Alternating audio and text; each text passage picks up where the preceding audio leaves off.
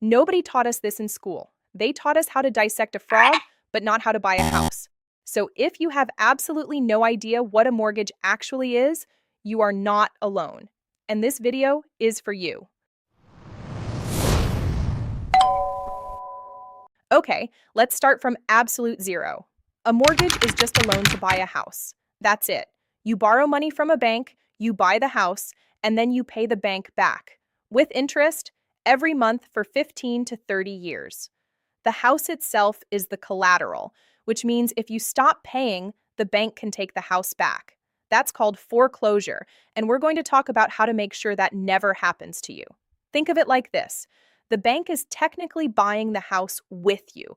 They own the part you haven't paid for yet. Every month you pay, you own a little more. That's called building equity, and it's honestly the whole reason buying beats renting in the long run. Here's where people get shocked. Your monthly mortgage payment isn't just paying back the loan.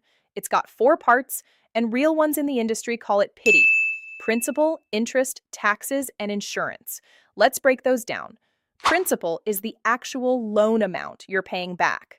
Interest is the bank's fee for lending you the money, and in the early years, most of your payment is interest, not principal. That's not a scam, it's just math, and it's called amortization. Then you've got taxes, property taxes collected and held in an escrow account. And insurance, homeowner's insurance, also an escrow.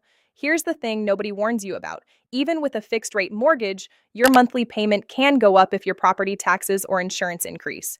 Reddit is full of people who were blindsided by this. Banks look at four main things: your credit score, your income, your debts, and your down payment. They want to know, can this person actually pay this back? They're not your enemy here. They just need to trust the investment. We're going to cover each of these in detail in separate videos in this series, because each one deserves its own breakdown. But just know, even if you think your finances are a mess, there are options. You don't need to be perfect to qualify for a mortgage. That's Mortgage 101. No jargon, no judgment. Next video, FHA loans versus conventional loans. The choice that trips up literally every first-time buyer. I'm going to make it so simple you'll finally be able to decide. Subscribe, and I'll see you in the next one.